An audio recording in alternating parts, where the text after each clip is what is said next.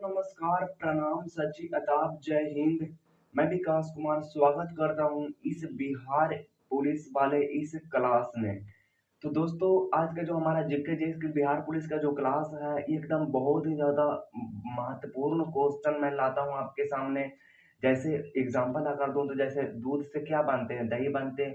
और दही के बाद क्या बनते हैं? मट्ठा बनते हैं, यानी उसको बोलते हैं, जिसको छाछ बोलते हैं।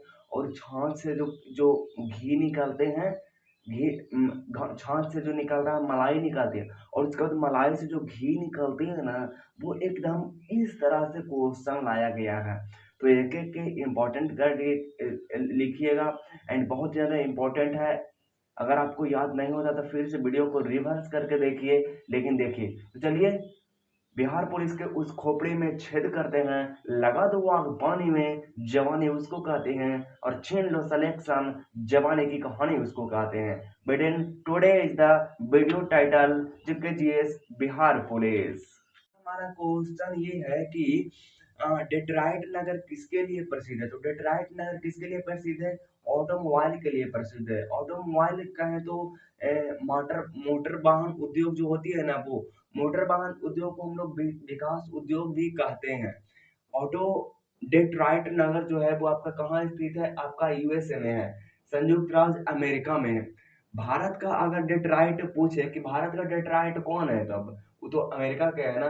भारत का डेट्राइट कौन है? तो भारत का डेट्राइट की बात करें तो भारत का डेट्राइट है पीथमपुर। पीथमपुर कहाँ है? आपका मध्य प्रदेश के धार जिले में मौजूद है।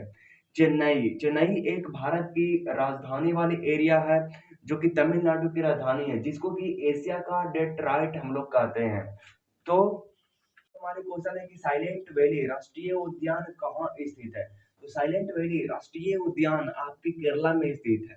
केरला में शांत घाटी भी स्थित है। केरला की राजधानी की हम लोग बात करें तो केरला की राजधानी तिरुवनंतपुरम है। तिरुवनंतपुरम, जिसका पहले नाम मतलब ओल्डेस्ट नाम, इसका जो पहले नाम था वो था त्रिवेंद्रम था।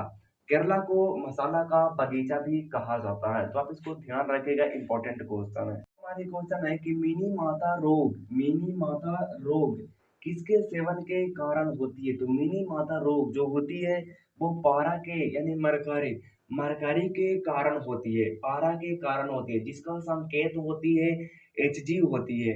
मैं आपको बताना चाहता हूँ कि पारा यानी यानी मरकरी Hg एक ऐसी धातु है, ये धातु है, अधातु नहीं है। ये एक ऐसी धातु है जो कि साधारण ताप और दाब पर द्रव्य के रूप में चेंज हो जाती है। साधारण ताप और दाब के कारण ये चेंज होने लगती है। पारा के बारे में मैं आपको बता दूं, मरकरी के बारे में बता दूं, जिसके जिसके सेवन करने से मिनी माता रोग हो जाती है। वो मानव के लिए एकदम एकदम जहरीली साबित होती है। मतलब जल में घुल घुल जाती है, तब ये जहर का निर्माण कर देती है।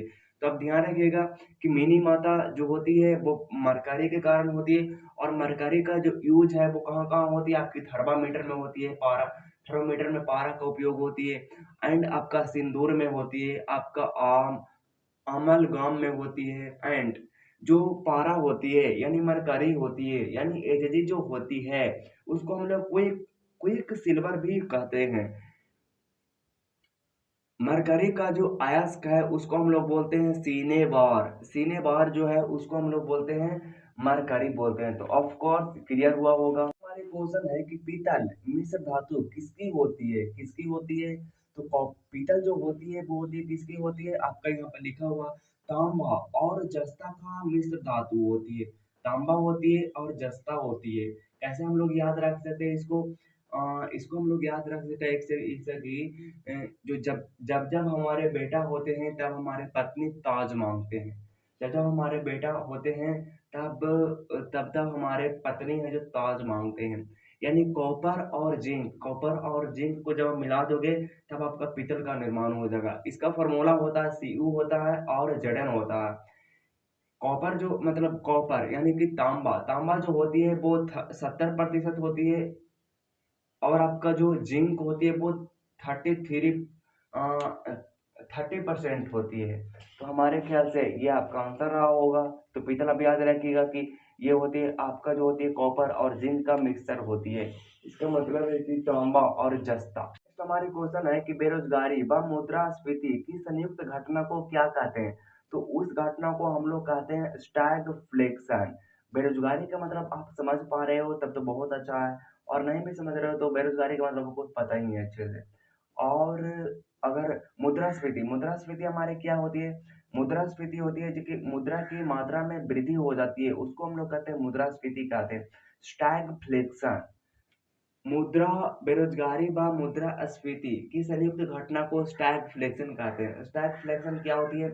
जब भी किसी अर्थव्यवस्था में बेरोजगारी या तो फिर मुद्रास्फीति, मुद्रास्फीति आपको बताया था अभी कि मुद्रास्फीति मुद्रा की मात्रा में वृद्धि हो जाती है, तो बेरोजगारी व आपकी जो मुद्रास्फीति या तो फिर यूँ कहूँ कि मुद्रास्फीति या तो फिर बेरोजगारी या तो फिर महंगाई की उच्च दर बढ़ जाती है, मतलब उसकी दर जो है वो बढ़ जाती है, उसको हम लोग कहते हैं स्टैगफ्लेशन कहते हैं। ऑफ कोर्स ये क्लियर हुआ होगा। एक पुनरावलोकन प्रणाली की उत्पत्ति किस देश से हुई है? तो ये संयुक्त राज्य अमेरिका से हुई है।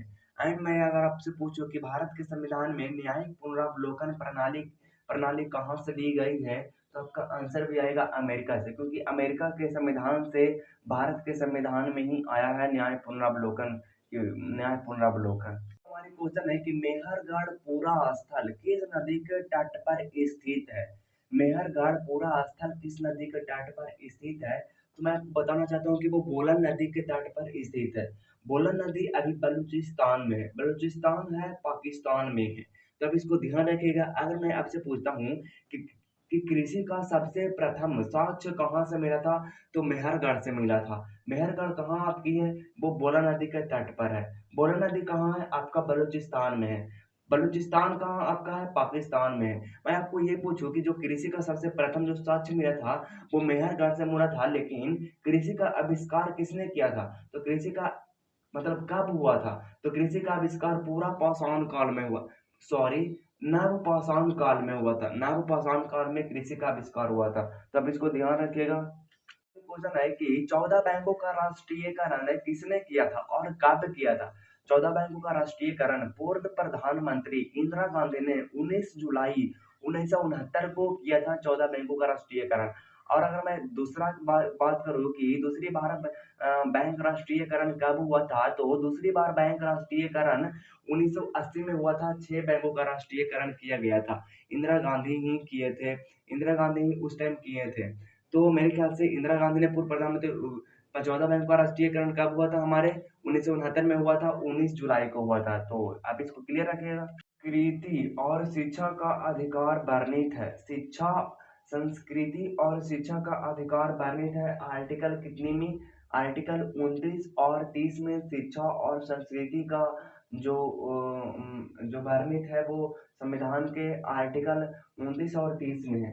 अगर मैं बोलूँ कि जो ये जो है ये किस में आती है, मतलब जो शिक्षा और संस्कृति, ये मूल अधिकार में हमारे आते हैं। मूल अधिकार भाग 3 में चर्चा की गई है और अनुच्छेद 12 से 35 में चर्चा किया गया है। भाग 3 को भारत का मैग्नो कार्टो कहा जाता है।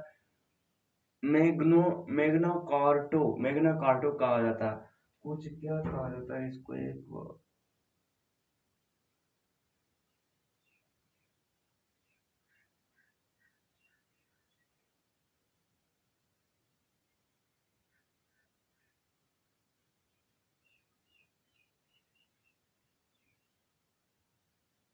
मैग्ना कार्टा की संज्ञा दी गई है। मौलिक अधिकार का प्रावधान संयुक्त राज्य अमेरिका के से लिया गया। मतलब ये कहूँ कि भारत के संविधान में भारत के संविधान में जो आपका मौलिक अधिकार जो है, जिसमें कि संस्कृति और शिक्षा की बात की गई है, वो आर्टिकल 29 से 30 के बीच में चर्चा की गई है, वो लिया गया है मौलिक अधिकार से। मौलिक अधिकार की चर्चा भाग नंबर 3 में की गई है, और आपका जो है वो अनुच्छेद जो है वो 12 से 35 के बीच में की गई है। तो ध्यान रखिएगा इसको। सवाल ये है कि मधुमक्खी पालन के वैज्ञानिक नाम को क्या कहते हैं? तो उसको हम लोग कहते हैं एपीकल्चर कहते हैं। एंड उसी के साथ साथ रेशम कीट के पालन को हम लोग क्या कहते हैं? तो सेटिकल्चर कहते हैं, जो कि कुछ इस तरह से। एंड मछली पालन को क्या कहते हैं? मछली पालन को कहते हैं पीसी कल्चर कहते हैं, जो कि कुछ यह है। और बागवानी या उद्योग विज्ञान को क्या कहते हैं? हॉर्टिकल्चर कहते हैं। तो आप इसको ध्यान रखिएगा, इंपॉर्टेंट है। क्वेश्चन ये है कि वे पौधे जो कि नमक युक्त मिट्टी में होती है उसको हम लोग क्या कहते हैं? तो नमक युक्त मिट्टी में होने वाले को कहते हैं हाइड्रोफाइट कहते हैं। जीरोफाइट क्या होती है? मरुस्थलीय या तो फिर शुष्क मिट्टी में जो होती है उसको हम लोग कहते हैं जीरोफाइट कहते हैं। हाइड्रोफाइट क्या होती है? तो हाइड्रोफाइट जो कि जल में उगती है, वे पौधे जो जल में उगती है उसको हम कहते हैं हाइड्रोफाइट कहते हैं। हाइड्रोपोनिक्स क्या होती है? हाइड्रोपोनिक्स की खेती क्या होती है? हाइड्रोपोनिक्स की खेती वे खेती होते हैं जिसमें कि मिट्टी नहीं होती है, बिना मिट्टी को उसको उपजाया जाता है। उसके उसके उपयोग में आने वाले खनिज, मतलब उपयोग में आने वाले उसको जरूरत के खनिज को पानी के थ्रू दी जाती है, उसको हम लोग कहते हैं हाइड्रोपोनिक्स कहते हैं। तो मेरे ख्याल से आप समझ गए होंगे। क्वेश्चन है कि भारतीय संविधान सभा ने उद्देश्य प्रस्तावित कब किया गया था? तो इसका राइट आंसर हो जाएगा कि 26 दिसंबर 1946 को जवाहरलाल नेहरू द्वारा उद्देश्य प्रस्तावित किया गया था। नेक्स्ट आपसे पूछता है कि संविधान सभा द्वारा कब अपनाया गया था? मतलब उद्देश्य प्रस्तावित जो किया गया था जवाहरलाल नेहरू के द्वारा 26 दिसंबर 1946 को, तो वो कब अपनाया गया था? तो 22 जनवरी 1947 को अपनाया गया था, जिसको कि जवाहरलाल नेहरू द्वारा वो किया गया था। तो मेरे ख्याल से आप समझ सकते हो। हमारी क्वेश्चन है कि मुख्यमंत्री की नियुक्ति कौन करती है? यानी किसी राज्य की मुख्यमंत्री होती है जो उसकी कौन नियुक्ति करती है? तो उसको नियुक्ति करती है राज्यपाल करती है। राज्यपाल करती है। ये आर्टिकल 164 के एक के तहत मुख्यमंत्री को किसी राज्य के मुख्यमंत्री को राज्यपाल नियुक्ति करती है। 164 आर्टिकल एक के तहत करती है। इसके बारे में मैं आपको बताना चाहता हूँ कि मुख्यमंत्री मुख्यमंत्री जो होते हैं, अन्य मंत्रियों की नियुक्ति राज्यपाल द्वारा मुख्यमंत्री की सलाह पर किया जाएगा। मतलब अन्य अन्य जो राज्य का जो मंत्री होते हैं वो उसकी नियुक्ति कर सकता है राज्यपाल, मुख्यमंत्री के सलाह पर कर सकते हैं। यानी मुख्यमंत्री और उनके मंत्रिपरिषद को पद एवं गोपनीयता की शपथ कौन दिलाता है? तो राज्यपाल दिलाती है। किसी राज्य के मंत्रिपरिषद की बैठक की अध्यक्षता कौन करता है? तो मुख्यमंत्री करता है। तो आप ध्यान रखिएगा।